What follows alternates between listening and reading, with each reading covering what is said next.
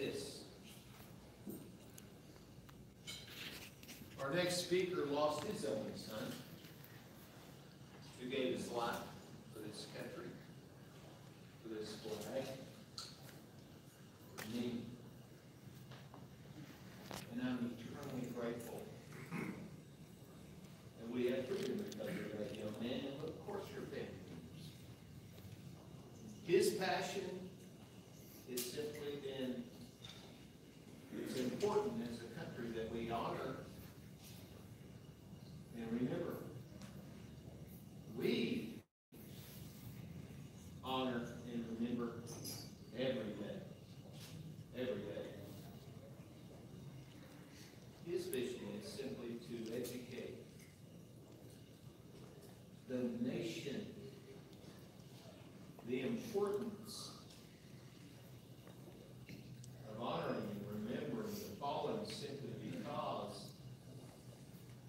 they deserve that honor. Just like you deserve the respect and gratitude of a grateful nation every day. And I promise you that's my duty, and that's in my heart, and that's in the heart of my team. And Donna Ho. So I'm very honored to introduce the National Director of Honor and Remember. And he's going to tell you about his second trip across the United States of America. And it's simply called America's Run Through Fallen. Please welcome Mr. George Lutz.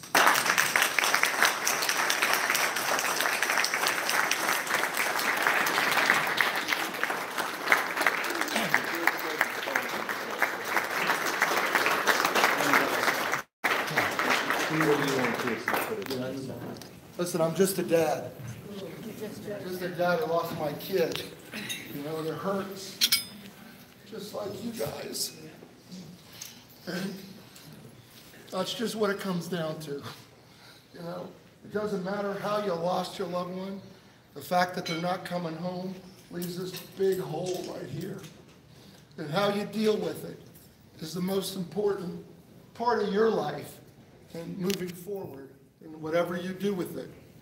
You know, one of the things that I realized that I needed to do with it was I needed to give. I needed to reach out. I needed to do something other than feel sorry for myself, right? Because you can get into that mode where you just let it eat you up. And so this happens to be the 10th anniversary.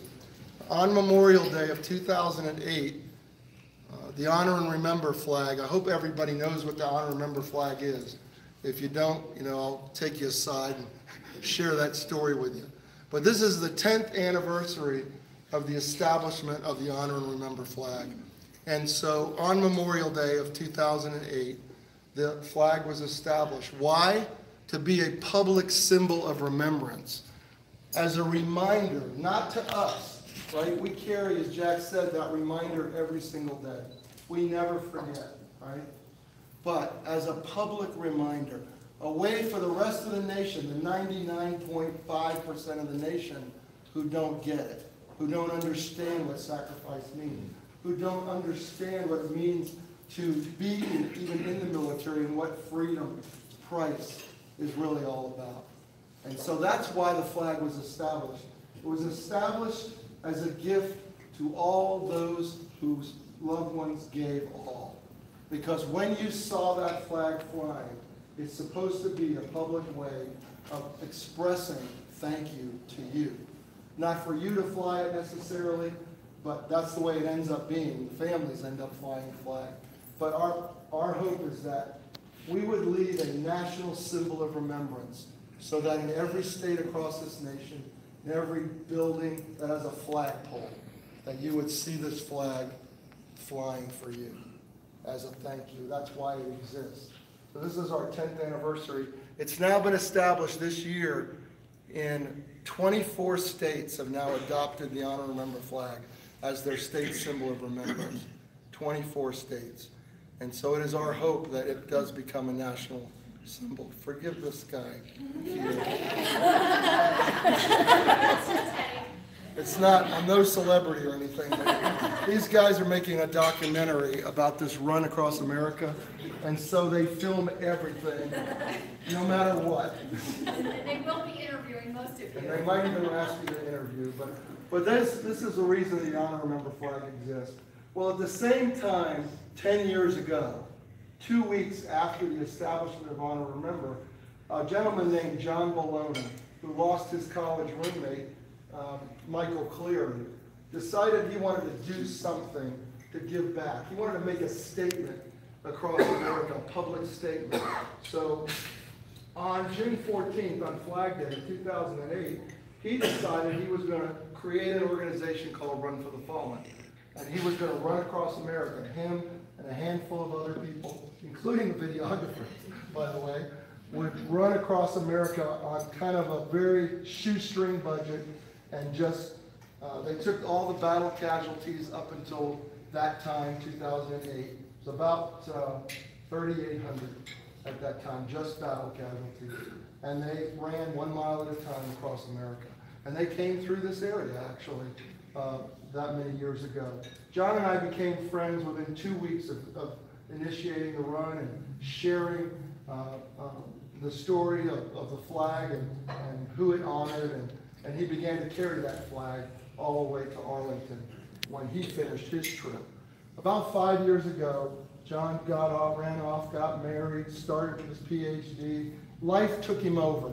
And I said, John, I love the concept of Run for the Fallen.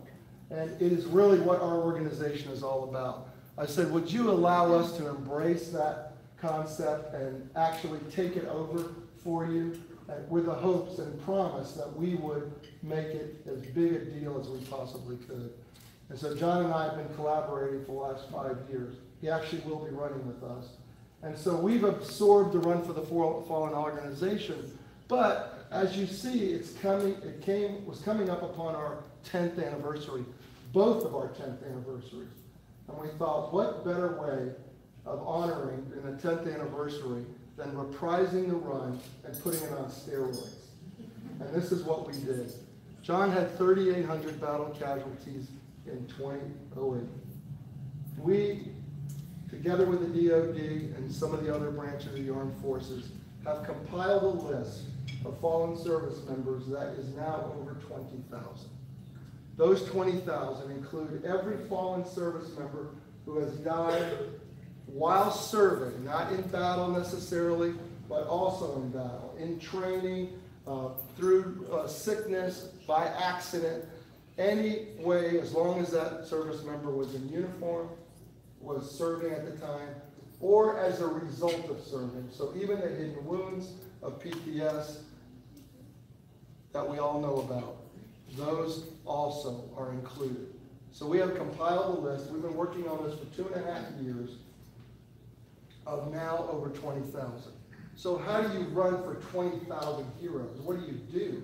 I mean, it's a large number, right? So what we did was, logically, we took those 20,000, we divided it by their dates of death. And we thought, well, that would be a unique way. Let's identify in those 20,000 how many unique dates of death we have, because that might be a more manageable number.